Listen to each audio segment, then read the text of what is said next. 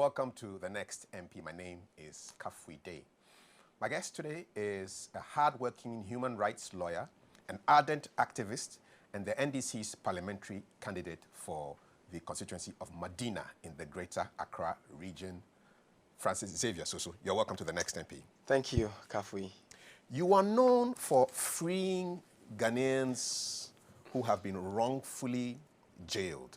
Why do you want to become the next MP of Medina? I don't know about freeing generally like that. I know we try to do as much as we can do to help people who are wrongfully incarcerated. And you get results. You've been doing this for a long time. By People God's who have grace. been wrongfully remanded, wrongfully jailed. We've done quite and I know currently you are on a case where you want to find 10 million CDs for somebody. Yeah, Emmanuel Amofa. Yes, he was killed 2 years ago. And that is fighting correct. for justice, that even is though correct. he's gone. That is correct. You're doing a great job in that aspect. Why do you want to be the Member of Parliament for Medina? Well, I want to be a Member of Parliament because I believe it will provide me with a platform to affect legislations that affect the generality of Ghanaians, including people living in Medina. I believe that my passion for human rights, social justice, and my passion for justice for all and injustice to none, all can be translated onto the parliamentary work, such that I would help promulgate laws that can help our people. It will amaze you to know that as we speak today, we still have laws on our statute book that makes begging on the street criminal. You know, we have all kinds of laws, implementation of which has dire consequences for our people. These are laws I believe that we can either amend or do something about. There are many laws that I don't think should still be on our statute books. And I believe with my passion in human rights, I can help effect some changes in these laws. For example, we've been talking about non-custodial sentences for a very long time.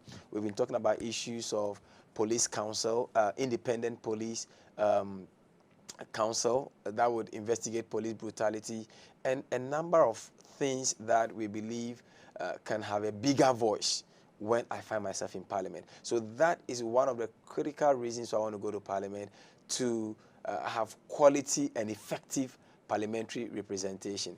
Okay, then, so of course, let me just quote what you said when you were elected the parliamentary candidate for the NDC. I quote, "I have what it takes to be the parliamentary candidate for the NDC in the Medina constituency. Everybody knows my background as a lawyer and as someone who fights for the rights of the ordinary persons in the society." So because you're a lawyer, you want to be MP? Is that it? No, not just because of that. Even though I believe that being a lawyer and having been an activist all this while is going to aid my work in Parliament.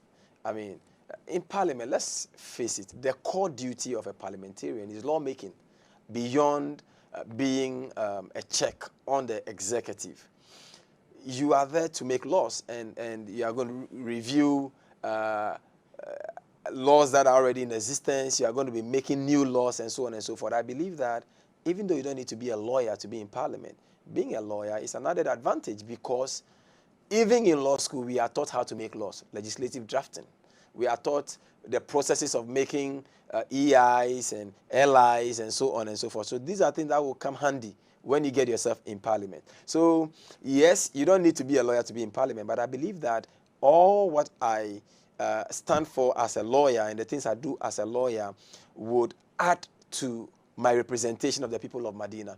And that is why I believe that between myself and whoever may be coming, I stand a better chance of becoming a better representative in Parliament. That is doing the core parliamentary business.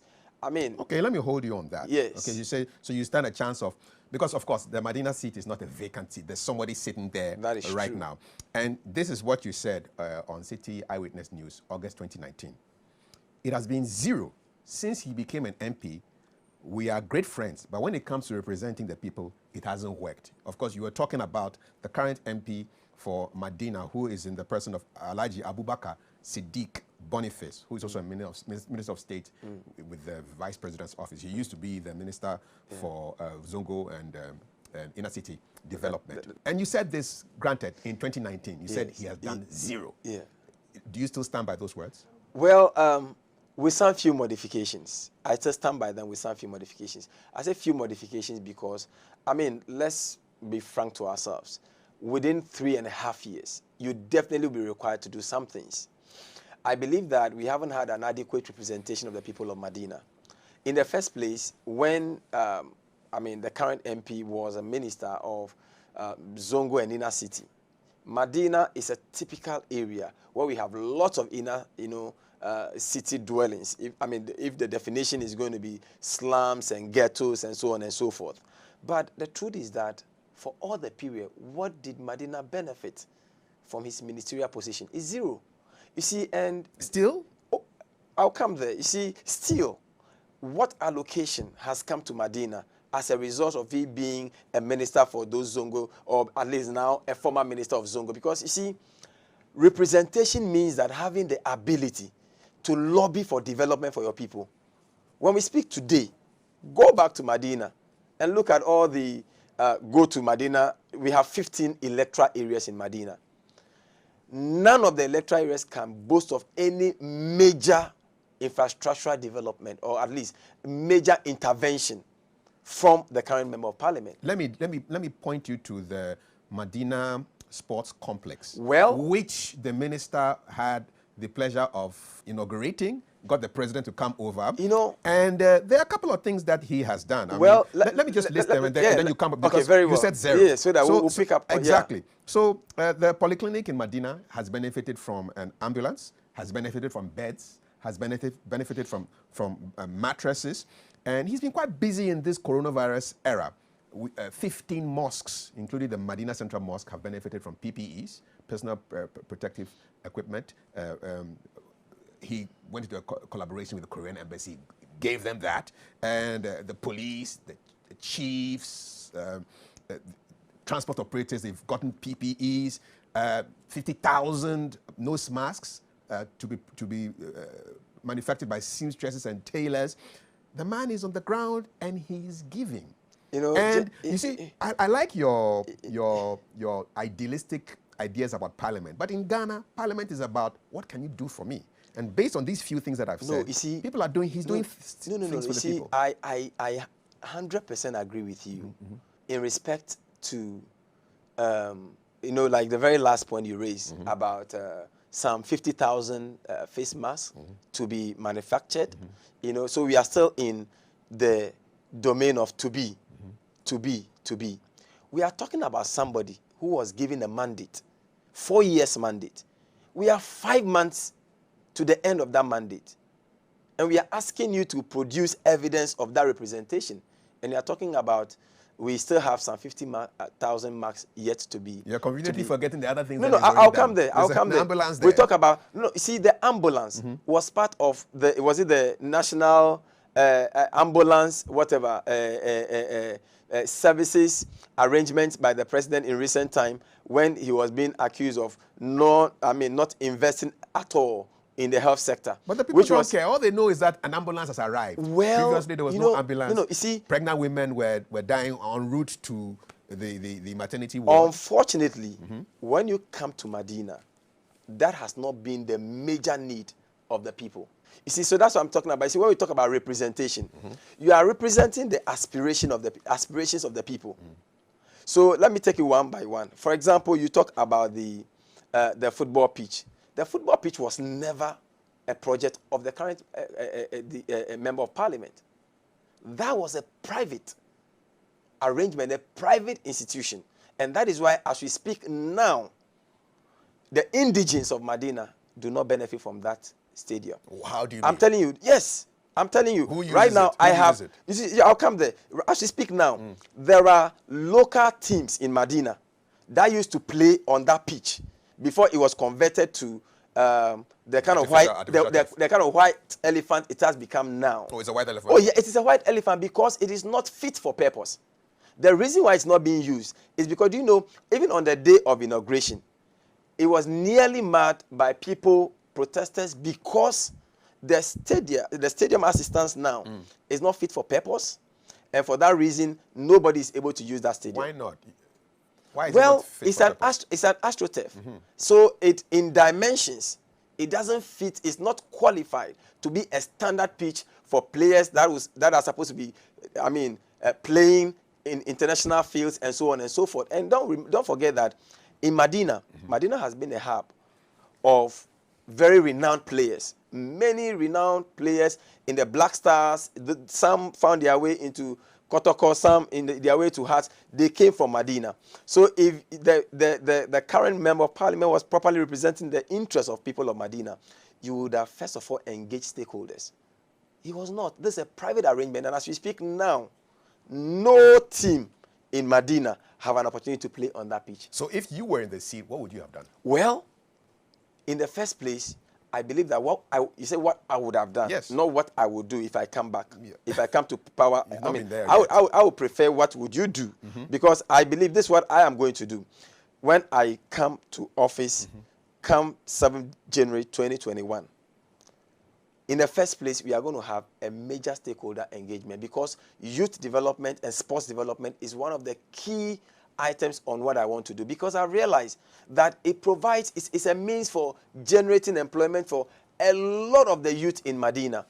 And so sports is one of the areas we don't need to joke with. And I'm going to engage with all the stakeholders in the sporting industry. Will you abandon the stadium? We are not going to abandon it. We are going to restructure that stadium. At whose cost? Well, we need to find the money. It's going to, because you see, if something is serving a community, if you were able to do that stadium well, I believe that the stadium has a potential of generating income. I know that where it is now, it is just a white elephant. Since it was commissioned, nobody uses it. And it has no use as we speak right now. Nobody uses this stadium at all? As we speak now. Zero? It's zero. After the launch where the minister caught a penalty? As we speak now, you see, it is zero. Nothing. It's zero. A stadium like that, if it were up to standard, we should be able to play even league matches on that stadium. But why can't it be used for training purposes? There must be some use for it. You see, the point is that once you don't properly engage people, you see, when you are a leader, you are not a leader unto yourself. You are a leader for people. You are supposed to preside over people. So when you are given an opportunity to do a community project, if you don't involve the critical stakeholders, then you failed. And so your approach is going to be different. Absolutely. It must be people-based approach. Okay. So that when you bring out the development, the people see their own contribution in that development, and then they can participate in the enjoyment of the development. As we speak now, that stadium is a white elephant, and even the current MP cannot claim that as an achievement. Okay. So I grant you that. Let's jump to just the wider race for this particular seat. This is your third attempt at trying to be a member of parliament, is that correct? Well, this is the second attempt. Second attempt. Yes. Second attempt. What were the challenges you faced in securing the vote of the delegates to represent them on the ticket of the NDC? The general enormity of the work, as in running helter-skelter and trying to get every delegate to understand your message, and to buy into your idea and to give you the nod to represent them. And then also, we have, Medina is a cosmopolitan area. So it is easier for people who are opponents sometimes to resort to tribal cards or religious cards when it becomes, convenient for them to do so. And so you may have a few people that may raise issues like, he's never a Christian, so he will not really mind the Islamic population or those who are of Islamic faith. And these are, clear propaganda messages that people try to throw out them. So let me just take you on that, because your opponent last year, Sidi Abubakar Musa, was not too happy with some of the things that you said. And I want to quote him. He says, "Don't say somebody is a foreigner."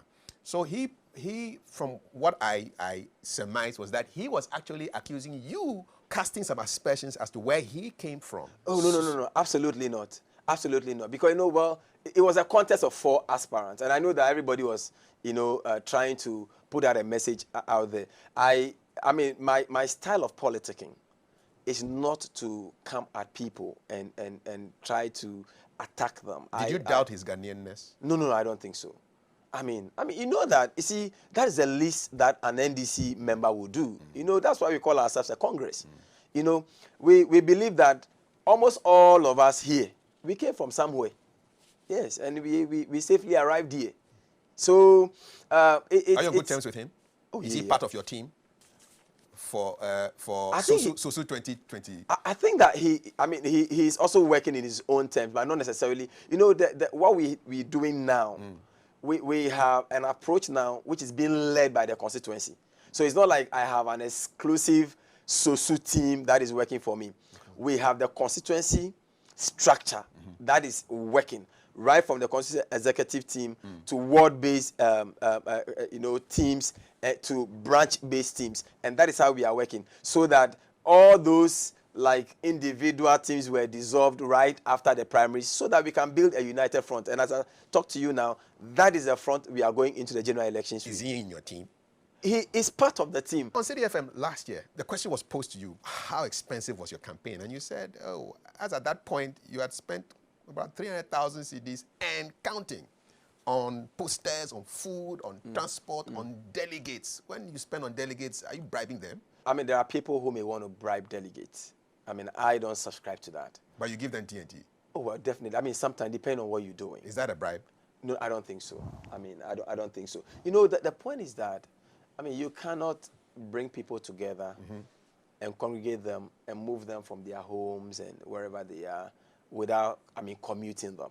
So sometimes, these are normal incidental costs that come with politicking. But it's a lot, 300,000 cedis to be MP of Medina. No. You see, the point is that if you are having over 100, if we had about 1,550, 512 delegates, that's a huge number of people to rally together and to mobilize. So, it's important that we understand that, politicking, there are incidental costs. Okay. That come How did you raise that money? You call it love and care, not vote buying. How did you raise that 300,000?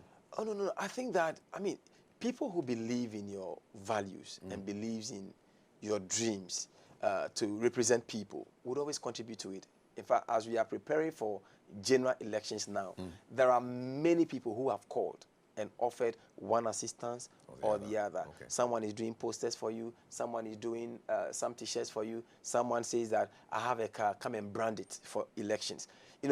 If you were to put cost on those things, clearly it will be so huge. I was gratified to find out that the opposite of what normally happens in Ghana actually happened with you. So you had Kaya Ye and Market Queens and all kinds of people actually donating. When we did, I did a birthday fundraiser. And they gave you money. Taxi drivers. That's weird in Ghana. Normally, the politicians are supposed to give money to the people they want to help them. It depends on how the people see you. If they see you as a true reflection of their aspirations, they will be willing to do whatever it takes to support the dream. And for me, that is what I see. Look, there are individual taxi drivers who have branded aspects of their taxis and just campaigning. These are not people that I knew. In fact, there were people who used to call me and say that I met this taxi driver somewhere. I want you to look for him because this is the kind of work the person is doing for you. For me, what I see is people buying into the values, buying into the dream, and just wanting to come together to make this happen. And you know what? I will not disappoint these people. All right. In Parliament, they would see that the best decision they ever made was to join lawyer Francis Xavier SOSU and make him the next member of Parliament of Medina. Join us after this break. You're watching The Next MP. My guest is the NDC's parliamentary candidate for the good people of Medina and the Greater Accra region, Francis Xavier SOSU region. Let's talk about police brutality. It's a hot topic now, not just around the world with Black Lives Matter, but also in Ghana. And you've had a lot of cause to be very hard and very demanding in your expectations of the police. Where is this passion coming from? This passion is coming from my experience growing up at Newtown. Were you ever arrested? No, but I witnessed several arrests. Whether they were lawful or unlawful arrests, I can't tell. But there were several arrests. You know, where we used to live, we had consistent raids, which we call scatter. And anytime they get there, we see bullet shells and people being arrested because some were involved in drugs, obviously. And there were many times we saw issues of, you know, assaults in the course of that arrest. These were things that I've always sought to find some answers to. So eventually when I pick human rights as a passion and seeks to do something with human rights, I soon realized that there were many people that were brought to court for the wrong reasons. In fact, when I was a lawyer, when I was first called to the bar, one of the courts I used to practice often was Circuit Court 1. And at that time, we used to have a judge, Justice Obri, I think Justice Francis Obri, as he's now in the High Court. And there were many times when I appeared before him, I mean, he used to advise and coach as a young lawyer growing up. And one of those days he called and said, look, so I've been seeing you following up on human rights matters. I've struck out a lot of matters for want of prosecution. These were matters that were brought by the police. And yet, it seems that people were still in custody. So we had a situation where people were on remand or they were on custody. And remand is you awaiting your actual trial in court. And they were in custody, and yet there's no case pending in court against them. So I decided to follow that. And within a month, only in the Circuit Court 1, as at that time, I had about 40 people whose case had already been struck out, and yet they were in some prisons. What is the reason for this travesty of justice? Well, lack of, I think it may be due to inefficiency in the justice delivery system, because I believe that we should be able to have a system where if a judge, you know, either acquits and discharges somebody or strikes a case out in that manner, it's entered into a system, and that system, it automatically shows wherever the person is being kept, you know, and the processes are done for him to be released. So what they need more, computerization or what? I think so. I think that may look more idealistic. But if you have investigators following up on these matters, those investigators are supposed to follow up and make sure that the people were released. So I realized that there were a lot of inefficiency when it comes to police and the work of police. So I was a bit more interested in what happens with the police in general. That was when I chanced upon the number of, you know, police assaults. We saw police killings and so on and so forth without any justice being demanded. As we speak now, only in 2018, we had over 20 people killed as a result of police brutality, and nothing was done about it. Nobody has demanded for justice in terms of what is happening to those police officers. We saw the 7 Asawasi guys who were shot and killed because it was so political. The ruling government went there so quickly, paid some compensation, and that was all. As if all the others were just animals that were just killed and nobody really cares about them. And as we speak now, there are a number of such people who have not received any form of either compensation or assistance, you know, from the police. And the point is that we have sought to politicize every action of the police. So the police is unable to become as independent as they are supposed to be to do their work. Let me take you on that. So you've had a chance to criticize the behavior of the police and the military during the lockdown and even after the lockdown when restrictions were being lowered. And you said, listen, these people are assaulting the public and they need to be brought to book. Guns are not needed. We are not at war. But then the police would also say, listen, we are fighting a war of some sort. We can't see this enemy. We are not used to the kind of policing where we don't have guns around, as pertains in the UK, for example, where policemen can walk around without guns. This is the system that we have. But the point is that there are times that you will require a gun, and there are times that you would not require a gun. You talk about the invisible enemy. which is COVID. If that is an invisible enemy, you don't fight that invisible enemy with guns. You see, the point is that our police institution lacks the highest form of professional, well, I think we can say training and discipline at the same time. You see, there are some police officers who are doing so well. Let's not take it away from them. But there are many others, either for lack of proper training or for lack of, or for maybe overzealousness, are just out there and misbehaving. Recently, during this Black Lives Matter thing, when Ernesto Yeboah was arrested, I was there at the regional police. And there were policemen who came there and suddenly started shooting live bullets to disperse a crowd of not... How did you know there were live bullets? Oh, well, we confronted them. And they told us that, well, it is live bullets we use. We don't use rubber bullets. Someone confronted them and said, why must you use live bullets? He said, yes. Did they shoot at the people or they it's shot live bullets they shot in the use. air? Well, it doesn't matter whether you are shooting in the air or you're shooting at the people. The point is that, do you need shooting live bullets into the air to disperse a crowd of about 30? Did you make a report? Well, the police were there. They saw what happened. In Well, fact, I mean, to it's their part superiors? Of the... Oh, well, the superiors As were a there. public interest lawyer? We confronted them and we told them. We didn't do any formal report. But these were things that we raised with them. And some of the superiors were, I mean, the reaction was, well, these are like an overzealous group of people. But you know, if you had done a formal report, at least it should have been on record. Well, because right now it's just maybe, what you are saying against what happened. Maybe I should have done a formal report. But the point is that there are several other reports that are pending. What has been done about it, including the SOSU organ violence, where several recommendations were made. Even that one, the president of the day just passed a white paper on it. But the fact that there has been inaction in previous cases does not negate the fact that you must still push forward for whatever. I agree, is happening. and that is why we continue to push forward. Maybe on that occasion, I didn't feel there was a real need to make a formal complaint about that, because what we were confronted with at that material time was how we could get our client out of the police grips, because we believed that he had not committed any offense. And that was what we eventually did when he was granted bail and I mean, and so on and so. But the point is that my point really about that conduct is the fact that the police has consistently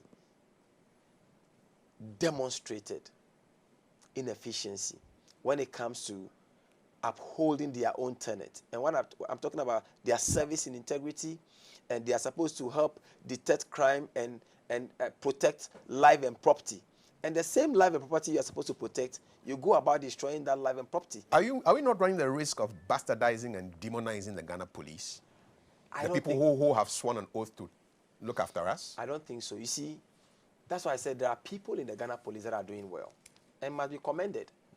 But there are others who are not doing well. You see, what is worrying to people like us who are just like human rights, who are interested in human rights, is the fact that when the police gets it wrong, the institution must take responsibility. And taking responsibility means that, one, victims of police brutality must immediately be assisted with their medicals and potentially and possibly giving some compensation for the assaults that they suffer. And perpetrators must immediately be brought to book. For example, if you're a police officer and your action leads to death, if it is an accidental death, you should be standing trial for manslaughter. If we can infer intentional death, then you should be standing trial for murder. Like the George Floyd issues. Like George Floyd issue. As we speak now in Ghana, I just gave you an example of 2018. Have you heard that any police officer is standing some trial? Even for assault or for causing unlawful harm on somebody? Maybe they're waiting for you to start a Ghana Lives Matter movement. Well, because George Floyd only came to the public consciousness after people started demonstrating seriously around. Someone said that Ghanaians are not maybe angry enough about some of these matters. Maybe Ghanaians are just taking it for granted. And maybe perhaps, you know, many people don't really care until it gets to them. I've seen many people who don't really care whether police action leads to killing of somebody or police action leads to brutalizing somebody. They don't care. They have seen many journalists who maybe may take partisan positions and may report police brutality rather to favor police by saying that people were being stubborn, they were not adhering to the rules, but eventually when they are beaten or they are assaulted, then the story suddenly changes. But the point is that I think as Ghanaians, truth is absolute. You see, truth is not relative. As a people, we must get to that point when what is truth must remain truth, regardless of whatever political party you have leanings to, whatever religious views you hold.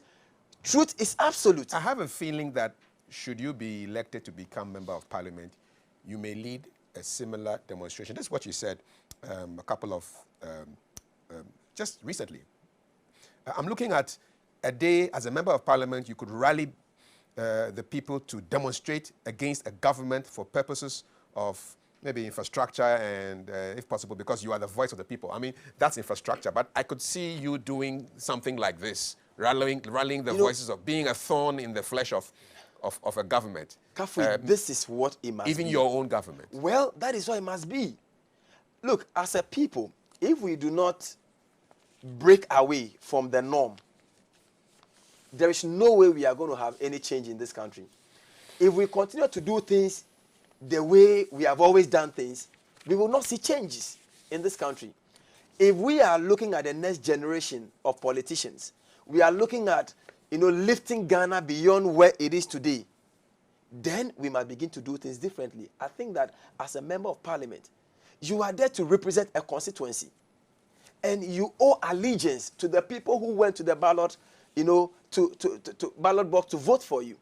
And that allegiance must be seen in your public debates, in your support for parliamentary work, the support for the bills that come before parliament, the kind of bills that you may be able to champion, whether it's a private member's bill, whatever you may be able to do must reflect the aspiration of the people.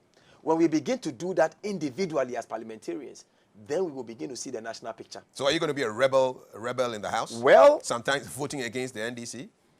It's the chagrin of your whip? It's not necessarily about voting against the NDC, but the point is that I am willing to protect the integrity that I hold. I am willing to protect and stand for the values that I hold. My hope is that I will be able to rally others to go the way I want to go. In your professional discharge of your duties, have you had problems with people who probably feel that, listen, this route you are taking is not good for us? I'll give you an example. So you defended one Charles Entry, this gentleman who is alleged to have made an attack, attempted to kill the former president, Mahama. That is correct. And it was, you defended him and got him basically freed on a mental incapacitation. That's correct. Charge. Did you have problems with the NDC? Say, look, this man wants to kill our man, and then you are defending him. Did you have problems? Well, in every political party, you will have three categories of people. You have the liberals, you have moderates, and you have conservatives. There are many conservatives that may say that, no, why do you defend this person who wanted to kill your president? And did you have people like that? Oh, yes, of course. We had people who were like that. High-ups? Well, I wouldn't say high-ups. There are people within, there are people who had that concerns. There are many people who engaged me on those matters. I recall that I had about 2015 primaries. It was one of the questions I had to answer over and over and over again, just letting them know that, look, we should be able to have values that you will live for. Was President Mahama disappointed that you were defending this Not child? at all. He was not. Did he ever talk to you about it? We have never talked about that, even though we've had times that we've had certain conversations. He's loved my human rights advocacy. He's supported my human rights advocacy, and he's never raised any concerns about that. But there are people who have raised those concerns that I've tried and clarified to them that, look, it's important that you hold some standards. What is wrong? Like I said, truth must be absolute. What is wrong is wrong. It doesn't matter. You see, it's just like what is happening today, and people have gone to sleep, and I feel sad. There are many people who have sought to be voices of the law in this country. When things are wrong, we expect, and it's a legitimate expectation, that they will come out and say that, look, this is not how things must go. We have seen that some types of very, wrongful arrests. Recently, we saw how somebody was arrested, and in his hands, on televisions emanating from our law enforcement agencies. Very wrong. But everybody's quiet. Why must it be like that? You were not quiet. You were not quiet, though. Yes, but where is the conscience? You see, it must not be just one voice out there. Well, it takes one person to start a movement. Well, I think that we are just too slow at warming up to this movement. And that's why you are there. That's why you are there. Ghanaians needs to Francis rise Xavier. up. That's why you're there. We need to rise up against this obvious injustice in our system. And maybe that's why you shouldn't run for MP. You should stick to your human rights role. Well, and put all your vim running and your for energy MP, into running it. for You are MP diluting your vision and not focus. at all. Running for MP is not going to stop it. And nobody should make that mistake.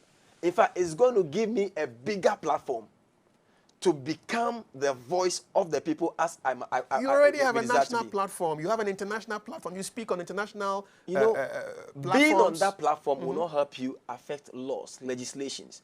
It will not help you rally other people to go that way so that you bring out laws that will benefit the generality of Ghanaians. I disagree with that. I mean, one young lady took a photograph of a camera of a gentleman who was being executed in public, and the number of riots that emanated from that action has led to so many changes. They've charged the people swifter than they would have charged them. George Floyd's brother spoke to the UN. Action can happen at any level. See, that is true. You don't need to be an MP. No, that is very, very true. But there are things that would happen in Parliament that would not necessarily be sparked by George Floyd. George Floyd is just one of. Can you imagine the number of legislations that are affecting blacks? And if there were no black legislators in Parliament or in positions, and what they've been doing in terms of advocacy and lobbying and so on and so forth. So there are sparks. You see, there are things that will spark such actions. But when those actions are sparked, you need people in strategic positions that can champion those, or that can give voice, or that can give strength to those sparks. As we speak now, there are many things that would happen with my candidature or with my becoming a member of Parliament in this country. Name one. Well, one of them I've told you already has to do with making sure that we revolutionize a lot of our laws that don't need to be on our statute books. Which one would you go for first? Which one would you go for There first? is one, like non-custodial sentence, is one of the things that I am going to champion and actually fight for at all costs. So that if you are caught with 1 gram of ganja or weed, you shouldn't. Well, already, even as we speak now, that is already being passed into law. We are only waiting for the presidential assent. So something similar to that. Something similar to that. What are the other ones? And there are many. There are many. See, there are a lot of things of social injustice. For example, I've realized in all the years of practice that when victims of crime are not protected in this country, and there is no known law that properly compensates and supports victims of crime. So I've been holding a criminal watch in brief for a 12-year-old girl impregnated by 2 men. That's not possible. How can 2 people impregnate 1 woman? Well, what it means is that all of them had an opportunity. Yes, but only one of them got her pregnant. Well, at the point of this trial and everything, DNA was immaterial because the point is that 2 men have been sleeping with this girl. Which is the serious issue. You see, and now 2 men get convicted and sentenced. 18 years. Everybody is cooling off in Isawam. So what happens to the 12-year-old girl? The state has no provision for her. There is nothing. So where is the case right now? So what's happening? Well, I mean, she has been under my protection. We're being able to put her. She's back in school. She's back in school and she's studying, and we have rehabilitated her. She's undergoing all kinds of, counseling and processes. But my point is that as a state, we don't have any provision for things like this. When you look at the social haven or our social welfare system, it's a completely broken system, not funded. It has nothing. It has no serious backing. These are things somebody needs to think about. Somebody needs to give a voice to back in Parliament. And the man who wants to give a voice to the voiceless is none other than the NDC's parliamentary candidate for the good people of Medina, Francis Xavier SOSU. You're watching The Next MP. Stay with us.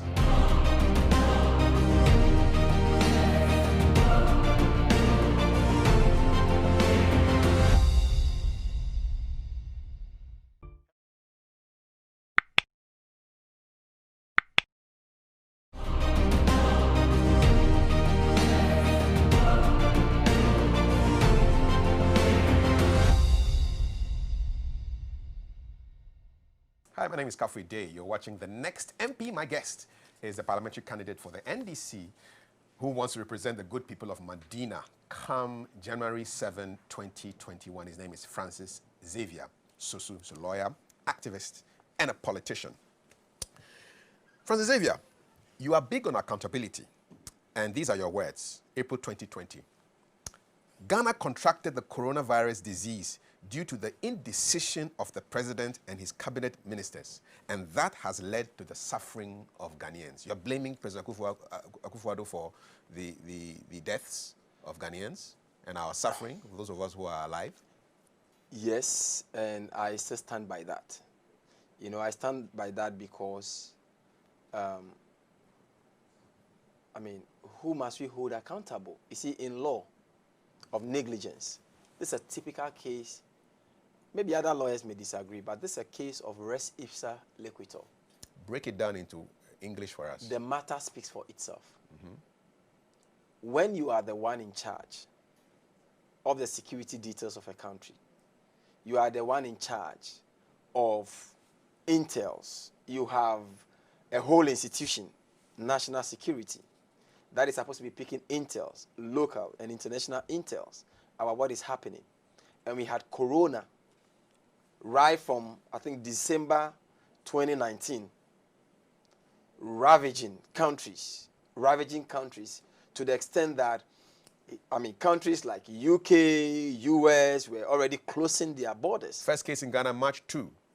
What's your beef? No, my beef is that we were so late in taking action against even the corona infiltration in the first place. You're an opposition politician. It's easy for you to sit back and say, you know what, we should have closed the borders in January. Not necessarily. In February. No, not necessarily. Not necessarily. Opposing is easy. Not necessarily. I think I agree. Opposition is definitely easy because it's about just opposing. Which you are doing well. No. You see, it's just about opposing. That is the popular perception of opposition. But I think that the right perception of opposition is offering alternative ideas as to how things should have been done. And my view is that Nana Addo Dankwa Akufo-Addo and his cabinet ministers should have acted much earlier with urgency when this corona issue broke off in other countries. We never heard until March, when we recorded the first 2 cases. Did you hear any public statement on the fact that there is this disease ravaging the world or the globe, and that we should be careful and putting us on alert? It was zero. What do you say to those who say, listen, these NDC guys, and they just want to take advantage of corona not at to all. come into not power? At all. Not at all. You know, but you set up a COVID team and you are peeved that the government doesn't take your suggestions. No. The point is that, the COVID team, that for me, that was the most visionary leadership that has ever happened with any opposition leader in this country. We've had situations when, other people were opposition leaders in this country. When countries had, crisis, what position did they take? Ghana had suffered certain crises that were not crises as a result of the government per se. What positions did the then opposition candidates take? This is an opposition leader who has taken personal obligation of the situation and saying that, look, all those who want to work with me, don't just sit down. We need to do something about the situation because we care about the people of Ghana. So if the current president is not going to do it, if the ministers are not going to do it, we want to do something about the situation. Even if they want to do something, we want to support what they may be doing. And are they taking your advice? Well, they never took most of the advice that we gave. From the beginning, when JM suggests, it seems from the beginning they were taking advice. The last advice they didn't take was the fact that we needed to prolong the lockdown by either a week or a little bit more than it should have been, and they refused. You wanted us to go back into lockdown or just extend the lockdown a bit? Okay. And it was part of the reasons why the cases are soaring. Remember that at the time that the president, shut down churches and other religious organizations and other social gatherings, our borders were still opened. And you recall that 1 week of people that came into the country were people that, maybe carrying corona. And it was after that week before the borders were locked and people were quarantined. And when they started quarantining people, the cases began to rise. So it means that we had a 1 week of free flow. Free flow. And as we speak now, the numbers are rising. We are taking solace in the fact that recoveries are good. We thank God for that. We are taking solace in the fact that we are doing better than other countries. But the point is that every single Ghanaian's life matters. What do you want the president to do? So if every Ghanaian, any Ghanaian who loses his life as a result of COVID, yes, will trace it back to the negligence. Okay, and you say the president, your words. So what do you want him to say? I'm sorry. Is that what you want him to say? It's not wrong to eat your humble pie, to say that we believe that we didn't do well with this matter. They probably don't like who is cooking the pie, you. Well, when I say you, the NDC. That's a mistake people in government always make.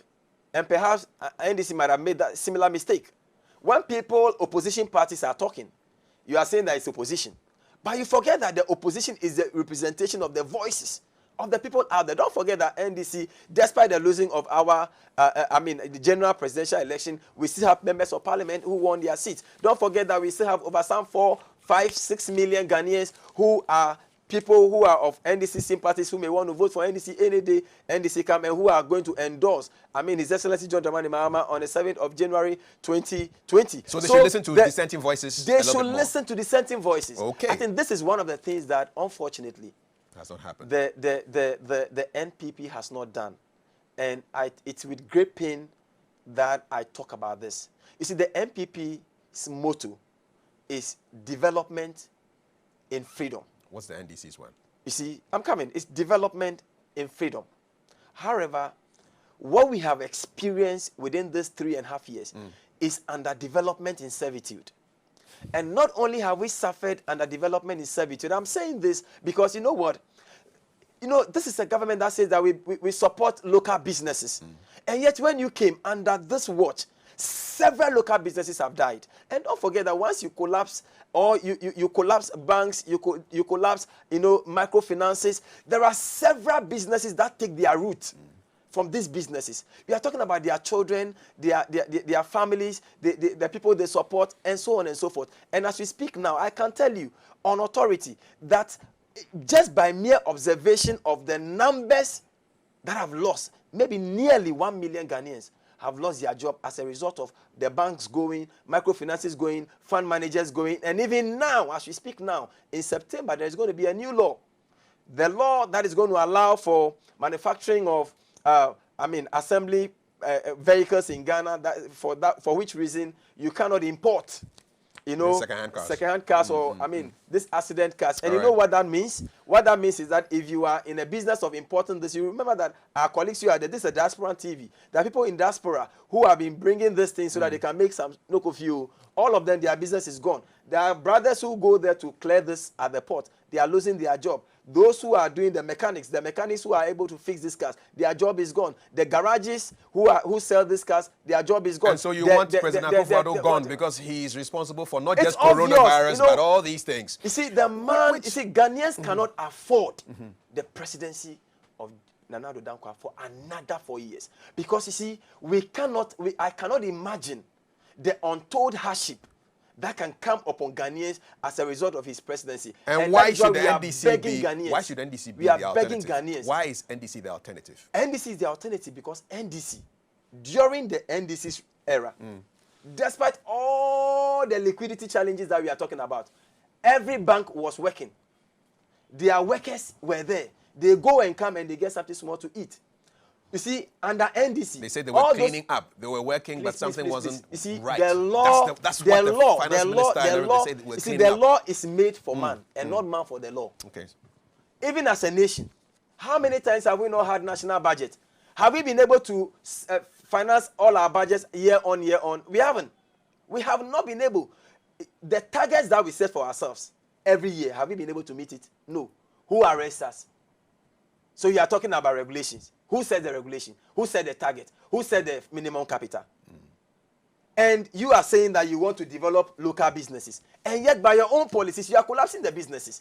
So how would you ever expect that you should be given another opportunity for another 4 years so you can collapse the rest of the businesses At the end of the day, you are going to collapse Ghana, and that cannot be allowed. And that's why you want to be the MP for the people of Medina. Not only be MP for the people of Medina, January 2021. that I will be able to rally people of Medina to give His Excellency John Dramani Mahama the needed vote for him to become the next president of Ghana. You have a big task on your hands, because the current MP won with a margin of 55, just about 55% versus 43% for the NDC. And he gave the president 50% of the vote as against 40. It was closer on the presidential level, but at the parliamentary level, the gap was wide. How do you bridge that gap? How do you get people to now believe in your vision? You don't have the resources, you don't have the state machinery behind you. He is a minister of state with the vice president's office. He's got experience. This is his third time as an MP, Salaga for 2 terms, 1 term for Medina. And you are inexperienced in the game. You don't have the resources. You're getting resources from Kayaye. That is what is going to make 7 December an interesting day. You see, for those who have not believed God before, they should watch 7 December. Because the typical case of David and Goliath is going to repeat itself in Medina. And I can assure you, it's not going to be about who has a lot of resources.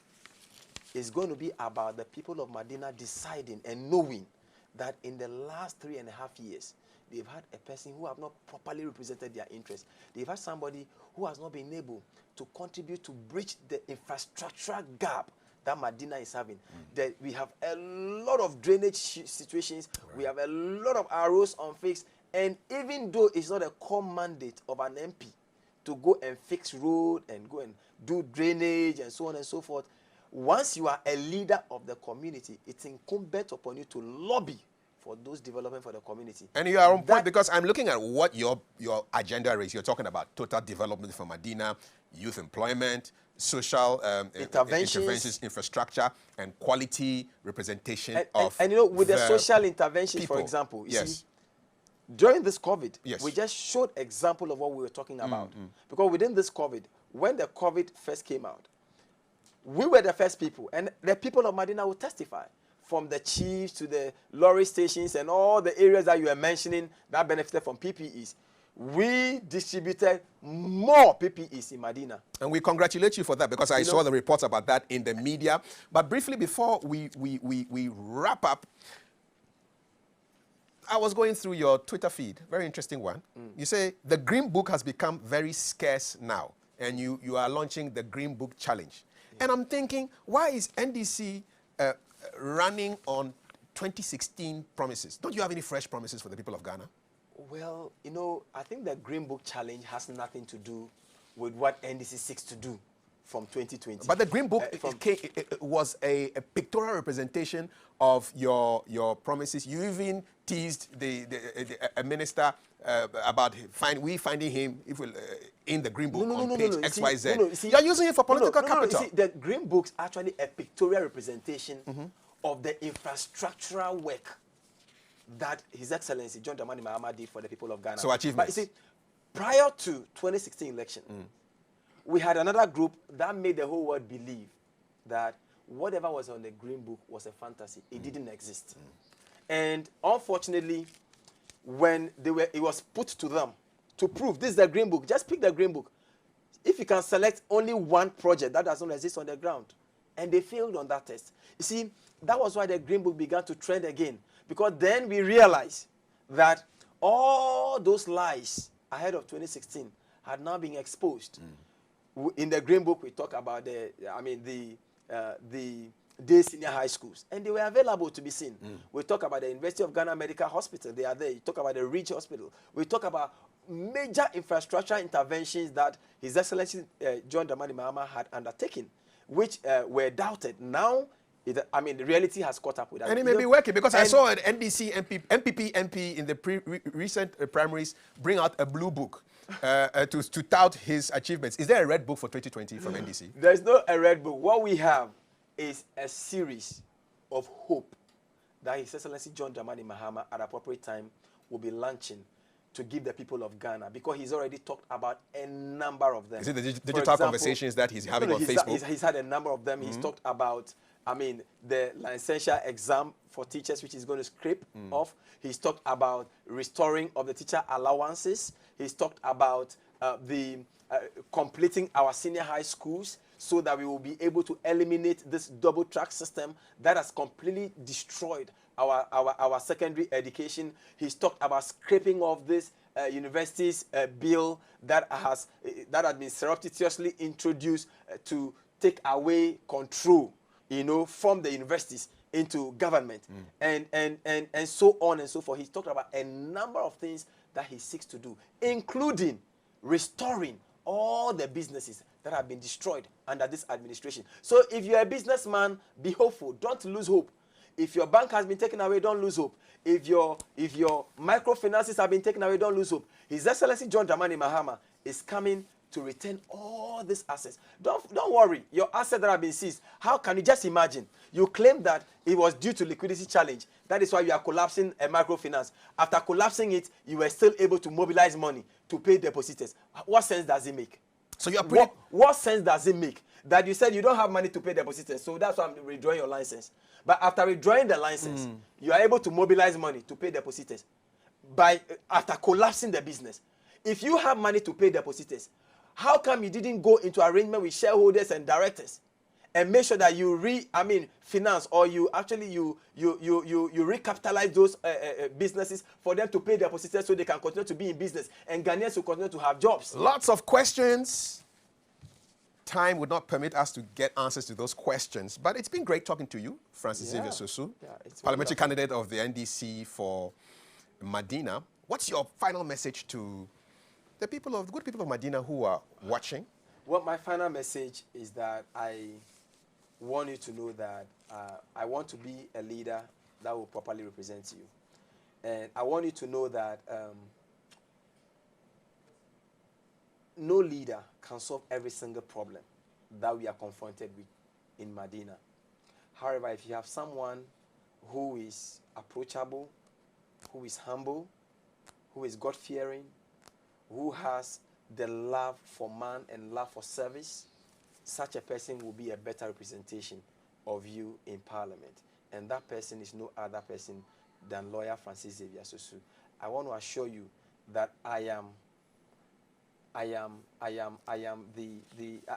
general to this generation of Madina people that are rising. I'm an inspiration to your children.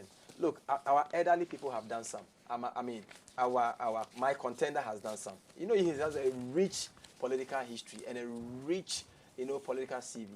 I think that he's done enough. It is time for us to let him retire so you can bring a young guy that can change the fortunes of Madina and change the fortunes of the youth, get them jobs, get them opportunities so we can lift up Madina again. Thank you. And let me say thank you in the languages that Francis Xavier speaks. So, Nagode. Nagode. Akpe.